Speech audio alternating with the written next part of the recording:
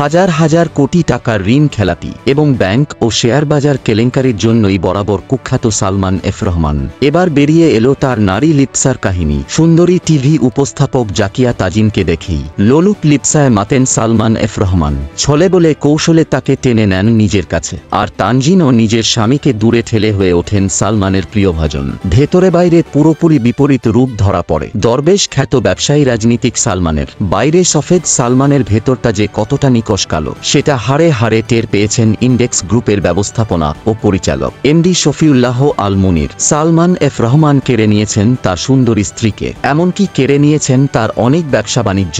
এ বিষয়ে ইন্ডেক্স গ্রুপের এমডি শফিউল্লাহ আল মুনির একটি বেসরকারি টেলিভিশন চ্যানেলকে বলেন, জাকিয়া তাজিন একসময় শেয়ার মার্কেট বিষয়ক নিউজ প্রেজেন্টার হিসেবে কাজ করতেন বিটিভি বা 21 টিভিতে। তখন থেকেই ওনার সঙ্গে সালমান এফ রহমানের একটা ভালো সম্পর্ক ছিল। সবাই বলে তাদের মধ্যে কোনো আইনগত বৈধ সম্পর্ক ছিল না। অনেকেরই ধারণা তাদের মধ্যে একটা বাজে সম্পর্ক ছিল, আর সেই সম্পর্কের প্রভাবটা পড়েছে আমার বেবি ও আমার নিজের ওপর। টেলিভিশনের অনুষ্ঠান সূত্রে সালমান এফ রহমানের সঙ্গে পরিচয় হয় ব্যবসায়ী মুনিরের স্ত্রী জাকিয়া তাজিনের। বারে ঘনিষ্ঠতাও, তাদের কাছের মানুষের কাছ থেকেও শোনা যেত অনৈতিক সম্পর্কের গুঞ্জন। তাকে তালাক দিতে মুনির রাজি না হওয়ায় সালমান এফ রহমানের গুপ্ত চরিত্রটা বেরিয়ে আসে নগ্নরূপে। এ বিষয়ে মুনির বলেন, সালমান এফ রহমান আমাকে ডেকে নিয়ে যায় তার অফিসে এবং সেখানে তিনি বলেন যে তুমি তাজিনকে ডিভোর্স দিবা 48 ঘন্টার মধ্যে। সেই সঙ্গে 300 টাকার একটা স্ট্যাম্প দেখিয়ে বলেন তুমি এখানে সই করবা। ভুক্তভোগী ব্যবসায়ী বলেন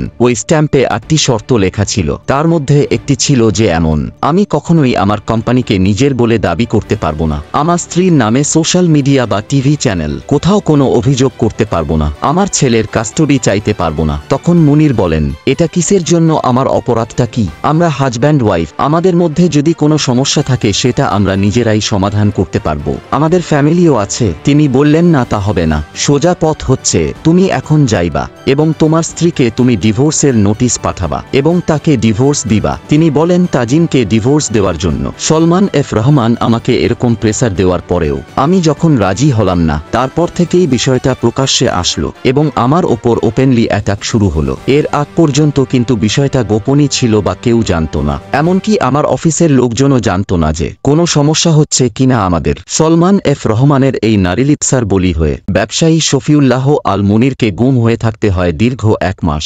মামলার হামলায় দুর্বিষহ হয়ে ওঠে তার জীবন। যদিও 2020 সালের শেষ দিকে তালাক হয়ে যায় তাদের। তো বন্ধুরা, সালমান এফ রহমানের এই বিষয়টি আপনারা কিভাবে দেখছেন তা আমাদেরকে কমেন্ট করে জানিয়ে দিন। সত্য নিউজ সবার আগে পেতে রহস্য মেসেজ চ্যানেলটি সাবস্ক্রাইব করুন।